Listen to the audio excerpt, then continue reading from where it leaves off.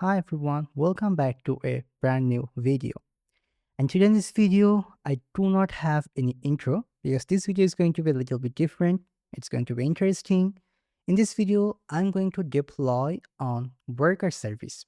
So what is actually a worker service is? And we do have that worker service in Vidmox. But I know you're going to right now ask me that you haven't made any worker service in the first part. Yeah, you didn't make any yet, but you will make some worker service in the upcoming second part.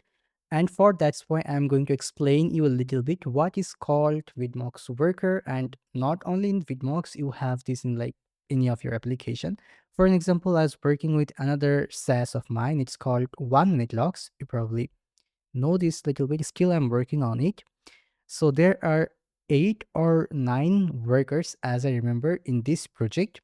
So these workers are basically kind of like a scheduler, or let's say if you know Node.js, then you probably heard about Node cron. So these workers are like the Node cron workers. What it does, it performs some important work for an applications behind the scene, like on the background, it always stay active. It's very important for any applications, for any SaaS. For an example, in Vidmox, we are using workers for tracking the user like uses. So there is probably like, let's say after every 1 minute or after a certain time, we're always like consistently doing something by using the scheduler or by using the node cron. But then where's the problem? Why I'm making a separate video for it? I'm making a separate video because when we are deploying the workers, we never should deploy it inside the same server. Same server meanings for the Vidmox. Let's say we're going to deploy it somewhere, and when we're deploying the Vidmox main server, we should always skip the workers and we should always deploy the all Vidmox workers into a different server. Why? Because Node-cron type of scheduler always give a lot of pressure on RAM because it uses RAM and it's consistently running after every like x minutes or x seconds. So that's why definitely it's like a very heavy thing and we never should run it with our server. This is the first reason. And the second reason is, let's say somehow the Vidmox main server crashed. It can happen, and then the workers will also like not to work. But the worker is like kind of like a backbone for any application, so if it's somehow not working, it's like a disaster because you cannot track the billing, you cannot track the analytics and so many other stuffs. So that's why we should always deploy it on a different server. Now, where should you deploy it? There's so many options for deploying it. There are AWS, GCP, and like so many options. I also use another service called Heinzner. This is very good, but it's actually like quite complicated. If you're not an engineer, then this is like very complicated for you to set up. But still, for like very heavy setup, you could try it. But like if you don't want headache, I would not recommend Heinzner.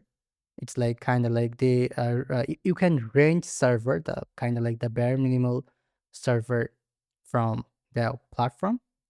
There is AWS, it's definitely the best in all over the world. But in terms of pricing and developer experience, definitely I would not recommend AWS at all. And I'm even personally not using AWS in any of my SaaS because it's crazy expensive, definitely not like a good options. Then what you can do for workers related things are not actually workers. When you don't want headache, you want to deploy on like your server or something, you can definitely try Hostinger. Now, I know you will tell me Hostinger is famous for WordPress. It's like famous for deploying small application. Yeah, that's also true. But recently they added so many features. And right now, I don't think they're just good enough for WordPress. At this moment, you can definitely host your own application, your own backend into Hostinger. And if you're using the link on the screen right now, you're watching, if you just go to that link, you'll also get a lot of discount than the normal users who are using Hostinger. So let's come here. Why I'm saying Hostinger for like why I'm suggesting Hostinger for deploying the Vidmox workers. Because first of all, the pricing, it's very cheap. For the workers, we don't need like crazy level RAM or like disk space. We just need something like a separate server which will like continuously work. Because if the platform does have an inconsistent performance, then definitely that's going to be a disaster for us. In terms of that, Hostinger is definitely trustworthy. And they do have AMD processors or NVMe SSD storage, which definitely the world standard, we can say. They have data centers worldwide. They have free weekly backup, file management, on GPPs network speed, like crazy level network speed, public API, AI assistant powered by MCP. So you don't need to be like an expert in DevOps engineering. AI can help you to do everything for you. And free domain for 1 year. So you'll get a free domain for 1 year for .cloud or .tech domain for the first year with any 12 or like 12-month or longer VPS plan. So it's definitely like the cheapest options. I'm not saying the most cheapest, but I would say it's definitely a good balanced option. Now, let's do actually login. I'm hitting my account from here and let's create an account from here. So if you're here for first time, you can click this sign up like me, and you can just write, let's say, write your email and on password, or also you can click Google and do the sign up like me. So I've just completed my sign up. Here you go. So it's asking me to like add my phone number. That's good, but let's come in here, the VPS sections from the left sidebar. Then we can say set up VPS. We can select a server closer to our location. For me, the India server is the closest one. At this moment, I'm actually here in Sri Lanka, so it's actually closer. Yeah, let's hit next and choose what to install. We actually want to install Ubuntu. Now we can create a root password. So let's generate a password. Let me copy it and I'm hitting next. Malware scanner, it's like free. We can select it. And that's it. We don't need anything else. We'll do everything by ourselves. Now the KVM1, it's actually good enough for us. So we can select this one. We can first select it for, let's say, 12 months. If we select it for 12 months, then 64% discount. If we and for the coupon code, by the way, you can definitely use here Becodemy coupon code. If I'm not wrong, you'll get a discount for sure. So when you're using Becodemy coupon code, you'll get more discount. You can see more $8.39 discount. So this is the total price. But for me, I think this 49%, I mean, sorry, this 1 month is fine for us. So at first, like we can try it. And then if you like the service, you can definitely extend it for 12 months because the pricing is then very cheap for 12 months. Choose payment method. Let me add my payment method and finish it. So I'm just doing it and I'll do it in offline definitely. All right, so payment done, and you can also see it that our server is ready. So we can go to the VPS dashboard, or either we can like access our server with this SSH key. So we can just copy it from here and let's go back to our code base. So basically, I am planning to deploy this billing tracker. So what is this billing tracker actually is? Let me show you the code a little bit. So this billing tracker is basically going to do a batch update inside our database from the cache. From the cache means like when the users are using our applications, for an example, they're watching the video.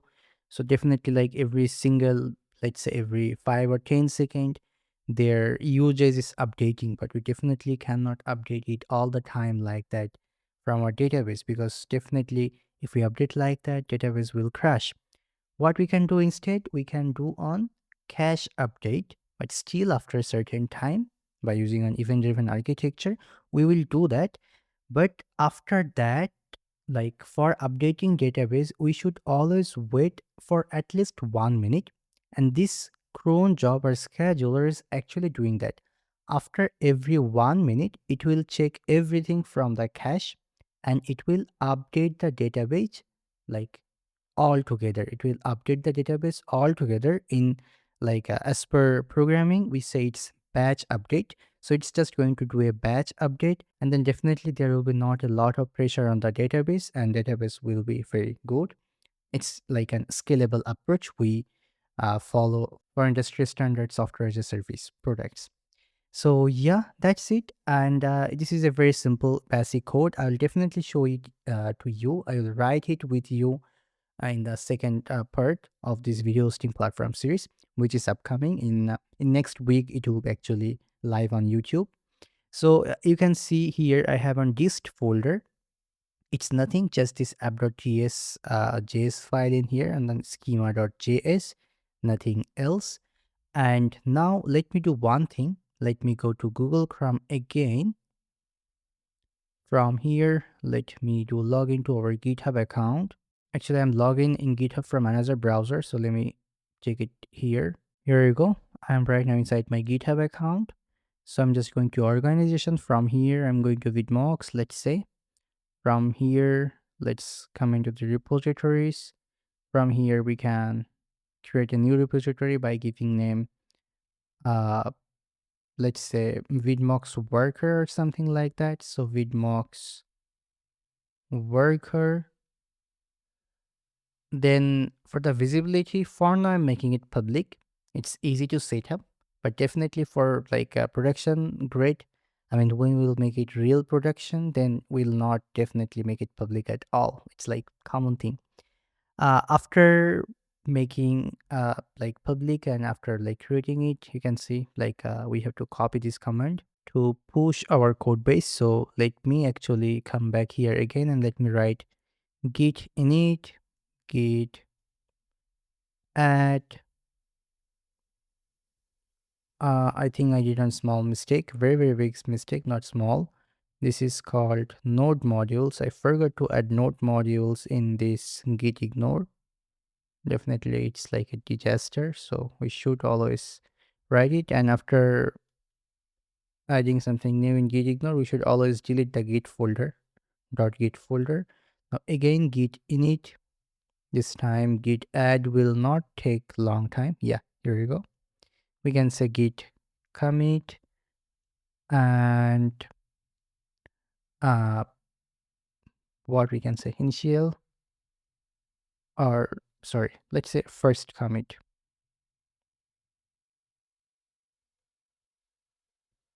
Yeah, and we can push it. So git push.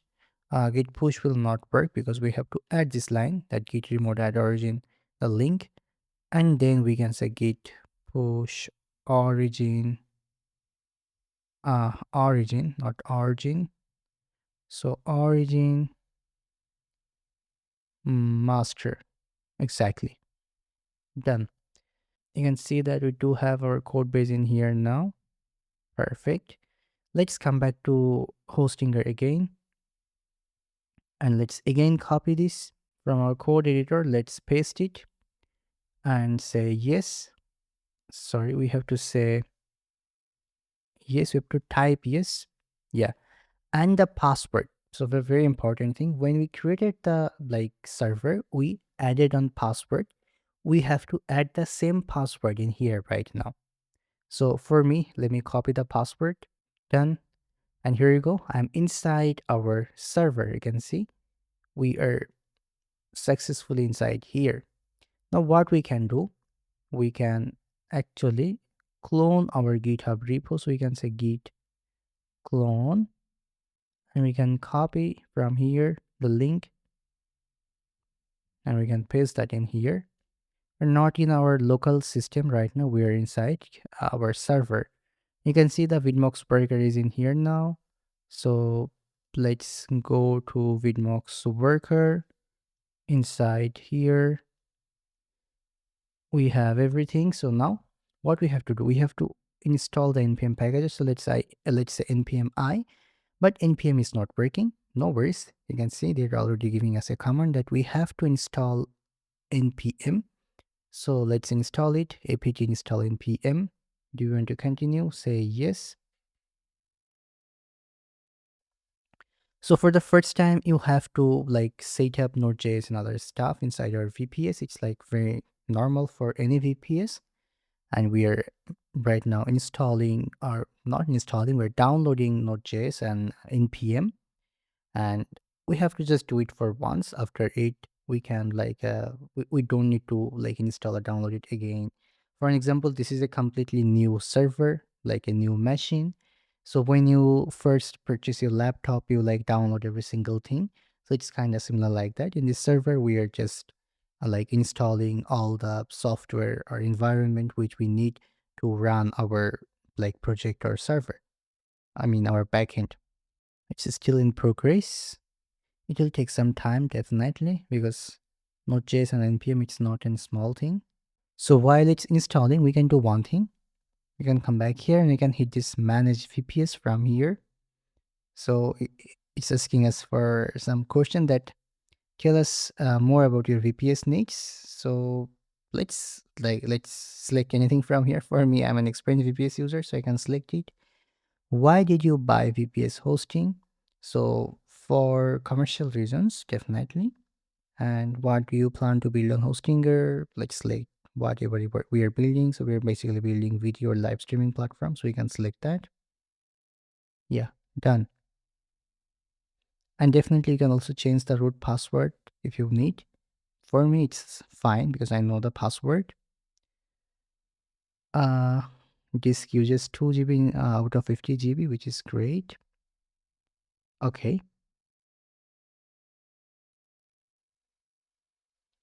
This is the terminal access. Like we can access it from here. Okay. We don't need it. We're a programmer and we prefer to use our terminal all the time. We prefer to use our terminal. Yeah, so now you can see it's done. Now this time we can say npmi.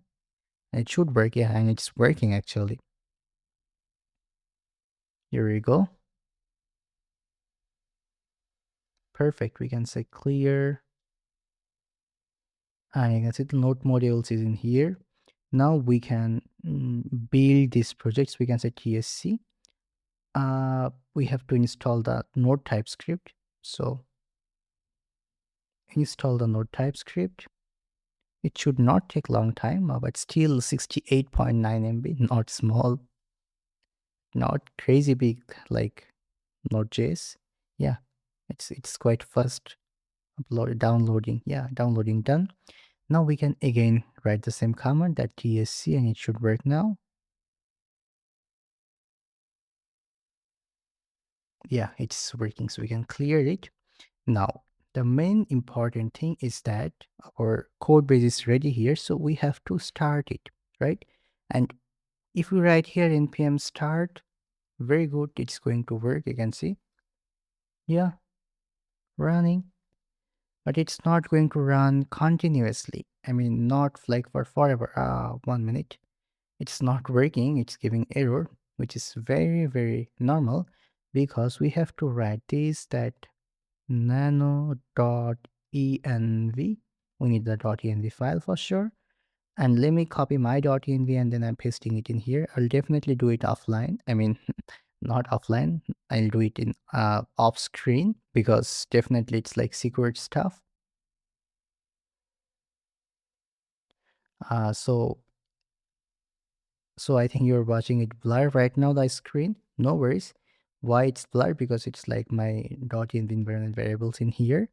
Now you have to press Ctrl and X, and then you have to press Y from your keyboard and then enter. That's it. So env setup done. Right now, if we write the same command again, that npm start, you will see that our server should work now. Still there's something wrong. Let me see what it's saying. The Redis is giving error. 1 minute, let me see again. Alright, so the Redis error is actually expected. It's happening because we forgot to install Redis inside our VPS. So we can say apt update and apt install -y, like globally, and Redis server. Yeah. So apt is giving error. Seriously? Actually, the broken pipe. Okay, okay. So here right now in billing tracker, that's why we have to again write this SSH command. We have to do login. The password, let me copy again.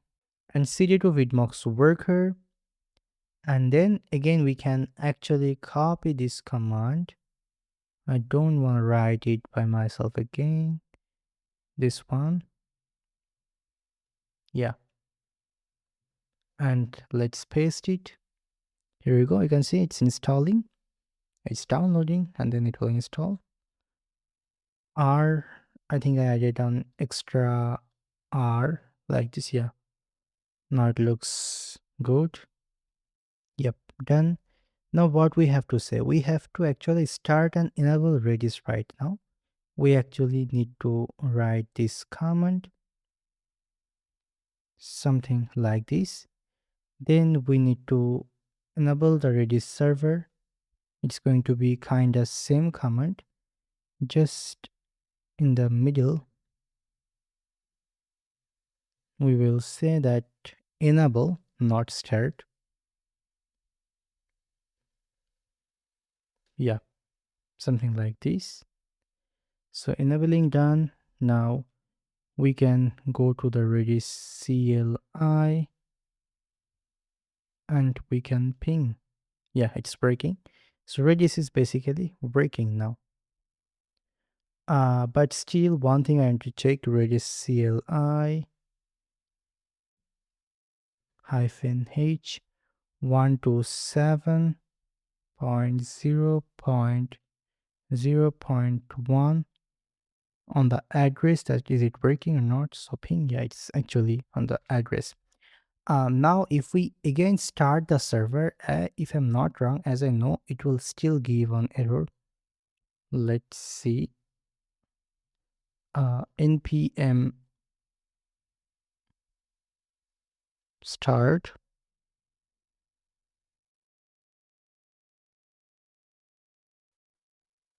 No, it's breaking. Great. The Redis server default users does not record a password, but a password is supplied. Okay, fine. So it's basically because we connected a new one. That's why it's giving this error. Okay, fine. But our server is running, our like the billing tracker worker is perfectly working. But this is not the final solution at all because this is running for a certain time. If we stop it, it will not run. So we need something. For an example, we need PM2. This is the easiest way to run our like service for like long time. It will not close when we close this network connections or when you go outside from our server. So we need to install PM2 right now and set up that. So let's do it. It's actually very easy. For setting up PM2, we can just write this command that npm install globally PM2 inside our server. And definitely it will take some time to install PM2. Now after this, we have to run this command that PM2, sorry, I mistakenly pasted it twice. So PM2 start npm name billing tracker and start. Now press enter. There you go. PM2 setup done. You can see billing tracker, it's right now online and it's actually active right now. So how can we check it? We can just write PM2 status. Yeah, the same thing you're getting in here. You can also write PM2 list to check it. Yep. Now you might be thinking, what if we want to change anything? Very simple, just git pull the change. Again, just like git pull from your origin, build the project and write this command that PM2 restart with this name, that billing tracker. And if you're updating any .env, then like you can just add that .env at the end, and then you can like press enter. It will restart from the updated code base. Yeah. Now our server is actually working.